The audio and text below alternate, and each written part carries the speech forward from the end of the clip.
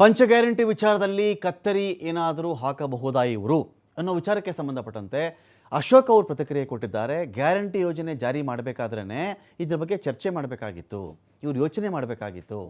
ಯಾರು ಫಲಾನುಭವಿಗಳಿದ್ದಾರೆ, ಯಾರಿಗೆ ಇದೆಲ್ಲ ಸಿಗಬೇಕು ಅಂಥೇಳಿ ಮೊದಲೇ ಅವರು ಯೋಚನೆ ಮಾಡಿದ್ದಿದ್ರೆ, ಮೊದಲೇ ಅವರು ಗುರುತು ಮಾಡ್ಕೊಂಡಿದ್ದಿದ್ದರೆ ಈ ಥರ ಸಮಸ್ಯೆ ಬರ್ತಾ ಇರಲಿಲ್ಲ. ಆ ವಿಷಯ ಇಟ್ಕೊಂಡೇ ಚುನಾವಣೆಗೆ ಹೋಗಬೇಕಾಗಿತ್ತು. ಗೆಲ್ತಾ ಇದ್ರೋ ಸೋಲ್ತಾ ಇದ್ರೋ ಬೇರೆ ವಿಚಾರ. ಆದರೆ ಆವಾಗ ಎಲ್ರಿಗೂ ಕೊಡ್ತೀವಿ ಅಂತ ಹೇಳಿ ಈಗ ಇಲ್ಲೆಲ್ಲ ಅವ್ರಿಗೆ ಹೋಗ್ತಾ ಇದೆ, ಇವ್ರಿಗೆ ಹೋಗ್ತಾ ಇದೆ, ಅವ್ರು ಶ್ರೀಮಂತರಿಗೆ ಹೋಗ್ತಾ ಇದೆ, APL ಕಾರ್ಡ್ ಅವ್ರಿಗೂ ಹೋಗ್ತಾ ಇದೆ. BPL ಕಾರ್ಡ್ ಅವ್ರನ್ನ ನಾವು ಸರಿಯಾಗಿ ಚೆಕ್ ಮಾಡ್ಕೊಳ್ಬೇಕು. ಯಾರಿಗೆ BPL ಕಾರ್ಡ್ ಹೋಗಿದೆಯೋ ಸರಿಯಾಗಿ ಗೊತ್ತಿಲ್ಲ, ಶ್ರೀಮಂತರು BPL ಕಾರ್ಡ್ ತೊಗೊಂಡಿದ್ರೆ ಏನು ಅಂತ ಹೇಳಿಗೆಲ್ಲ ಕಥೆ ಮಾತಾಡಿದ್ರೆ ಜನರಿಗೆ ಮಕ್ಮಲ್ ಟೋಪಿ ಹಾಕ್ದಂಗಲ್ವ ಇದು. ಬಹಳಷ್ಟು ಜನರಿಗೆ ಈ ಕ್ಷಣಕ್ಕೂ ಈ ಯೋಜನೆ ಸಿಕ್ಕೇ ಇಲ್ಲ ಅಂತ ಅಶೋಕ್ ಮಾತಾಡಿದ್ದಾರೆ.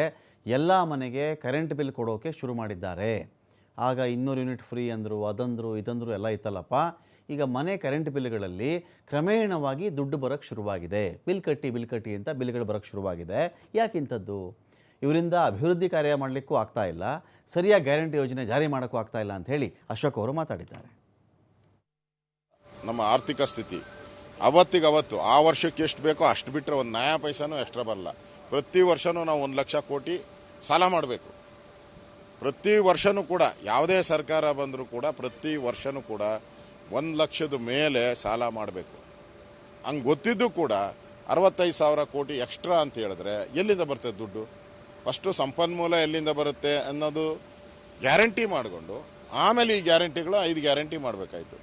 ಅದನ್ನು ಬಿಟ್ಟು ಸಂಪನ್ಮೂಲದೇ ಗ್ಯಾರಂಟಿ ಇಲ್ಲ, 5 ಗ್ಯಾರಂಟಿ ಘೋಷಣೆ ಮಾಡಿಬಿಟ್ರು. ಚುನಾವಣೆ ಗೆಲ್ಲಬೇಕಾಯಿತು, ಚುನಾವಣೆಗೇನೋ ಒಂದು ಜನಗಳು ಮಕ್ಮಲ್ ಟೋಪಿ ಹಾಕ್ತಾರೆ ಅಂತಾರಲ್ಲ, ಹಂಗೆ ಟೋಪಿ ಹಾಕ್ಬಿಟ್ರು, ಅನೌನ್ಸ್ ಮಾಡಿಬಿಟ್ರು. ಈಗ ಅವ್ರ ಕೈಲಿ ಕೊಡೋಕ್ಕೆ ಸಾಧ್ಯನೇ ಇಲ್ಲ. ಯಾವ್ಯಾವುದು ಘೋಷಣೆ ಮಾಡಿದ್ರು ಅವೆಲ್ಲನೂ ಕೂಡ ಹಳ್ಳ ಹಿಡಿತಾ ಇದೆ.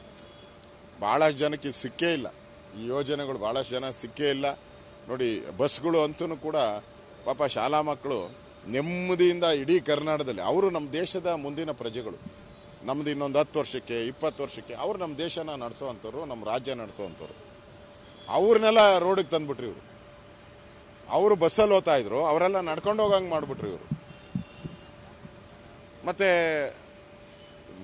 ಕರೆಂಟು ಫ್ರೀ ಅಂತ ಹೇಳಿದ್ರು. ಮಾದೇವಪ್ಪ ನಿನಗೂ ಫ್ರೀ, ಕಾಕಾ ಪಾಟೀಲ್ ನಿನಗೂ ಫ್ರೀ ಅಂದ್ರು. ಕೊನೆಗೆ ಯಾವನಿಗೂ ಫ್ರೀ ಇಲ್ಲ. ಈಗೆಲ್ಲ ಬಿಲ್ಗಳು ಕೊಡ್ತಾ ಇದ್ದಾರೆ, ನೋಡ್ತಾ ಇದ್ದೀನಿ, ಹೇಳ್ತಾ ಇದ್ದಾರೆ ಎಲ್ಲರ ಮನೆಗಳು ಬಿಲ್ಗಳು ಕೊಡ್ತಾ ಇದ್ದಾರಂತೆ ಡಿಪಾರ್ಟ್ಮೆಂಟ್ ಅವರು. ಆಗ್ತಾ ಇಲ್ಲ ಅವ್ರ ಕೈಲಿ. ಯಾಕಂದ್ರೆ ಈಗಾಗಲೇ ಡಿಪಾರ್ಟ್ಮೆಂಟು ಬೆಸ್ಕಾಮ್ ಏನಿದೆ ಮತ್ತು ಎಲೆಕ್ಟ್ರಿಸಿಟಿ ಬೋರ್ಡ್ ಏನಿದೆ ಲಾಸಲ್ಲಿದೆ. 30,000 40,000 ಕೋಟಿ ಲಾಸಲ್ಲಿದೆ. ಅದರ ಮೇಲೆ ಇದೊಂದು ಫ್ರೀ ಹಾಕಿದ್ರೆ ಅವರೆಲ್ಲಿಂದ ತರ್ತಾರೆ ದುಡ್ಡು?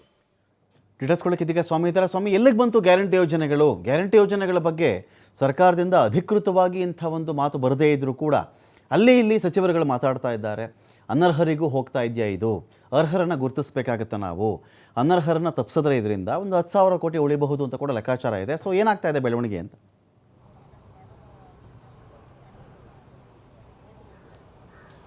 ರಮಕಾಂತ್, ರಾಜ್ಯದಲ್ಲಿ ಕಾಂಗ್ರೆಸ್ ಪಕ್ಷ ಅಧಿಕಾರಕ್ಕೆ ಬರೋದಕ್ಕೆ ಪ್ರಮುಖ ಕಾರಣ ಗ್ಯಾರಂಟಿ ಯೋಜನೆಗಳ ಘೋಷಣೆ. ಅದನ್ನು ಈಗಾಗಲೇ ಯಶಸ್ವಿಯಾಗಿ ಜಾರಿಗೂ ತಂದಾಗಿದೆ.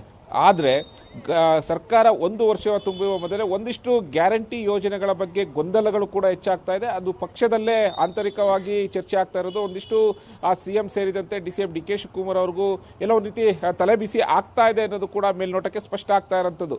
ಆದರೆ ಗ್ಯಾರಂಟಿ ಯೋಜನೆಗಳಲ್ಲಿ ಸಚಿವರ ಹಾಗೂ ಶಾಸಕರ ಹೇಳಿಕೆಗೆ ಇವತ್ತು DCM DK ಶಿವಕುಮಾರ್ ಅವರು ಫುಲ್ ಸ್ಟಾಪ್ ಅನ್ನು ಹಾಕಿರುವಂಥದ್ದು. ಅಂದರೆ ಗ್ಯಾರಂಟಿ ಯೋಜನೆಗಳು ಜನರಿಗೆ ನಾವು ತಲುಪಿಸ್ತೇವೆ, ಇದು ನಮ್ಮ ಎಲೆಕ್ಷನ್ಗಾಗಲಿ ಅಥವಾ ಅವರು ವೋಟ್ ಹಾಕ್ತಾ ಇರೋದಾಗಲಿ ನಾವು ಜಾರಿಗೆ ತಂದಿಲ್ಲ. ಬಡವರಿಗೆ ಅನುಕೂಲ ಆಗಬೇಕು, ರಾಜ್ಯದ ಜನತೆಗೆ ಅನುಕೂಲ ಆಗಬೇಕು ಎಂಬ ವಿಚಾರದಿಂದ ನಾವು ಗ್ಯಾರಂಟಿ ಯೋಜನೆಗಳನ್ನು ಜಾರಿಗೆ ತಂದಿದ್ದೇವೆ. ಹಾಗಾಗಿ ಯಾವುದೇ ಗೊಂದಲಗಳು ರಾಜ್ಯದ ಜನತೆಯಲ್ಲಿ ಬೇಡ, ಹಾಗೂ ಪಕ್ಷದ ಯಾರೂ ಕೂಡ ನಾಯಕರು ಈ ರೀತಿ ಗೊಂದಲದ ಹೇಳಿಕೆ ಕೊಡಬಾರ್ದು ಎಂಬ ವಿಚಾರವನ್ನು ಪರೋಕ್ಷವಾಗಿ ತಿಳಿಸಿರೋಂಥದ್ದು. ಅಂದರೆ ಕೆಲವೊಂದು ಪರೀಕ್ಷೆಗೆ ಸರ್ಕಾರ ಮುಂದಾಗಿದೆ ಅನ್ನೋದು ಕೂಡ ಮೇಲ್ನೋಟಕ್ಕೆ ಸ್ಪಷ್ಟ ಆಗ್ತಾ ಇದೆ.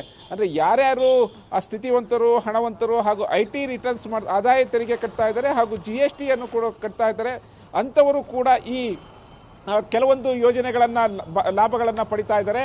ಹಾಗಾಗಿ ಅಂಥವರನ್ನ ಒಂದು ದೂರುಗಳು ಅಂಥವರ ಬಗ್ಗೆ ದೂರುಗಳು ಬಂದಿದೆ.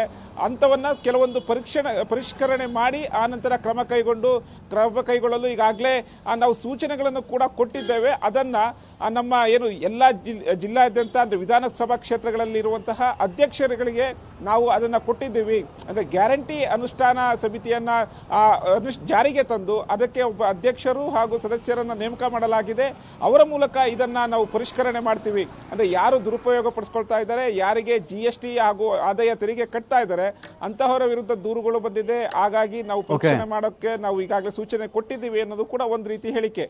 ಜೊತೆಗೆ ಯಾರೇ ಸಚಿವರಾಗಲಿ ಶಾಸಕರಾಗಲಿ ಈ ರೀತಿ ಹೇಳಿಕೆ ಕೊಡುವುದು ಗೊಂದಲ ಬೇಡ.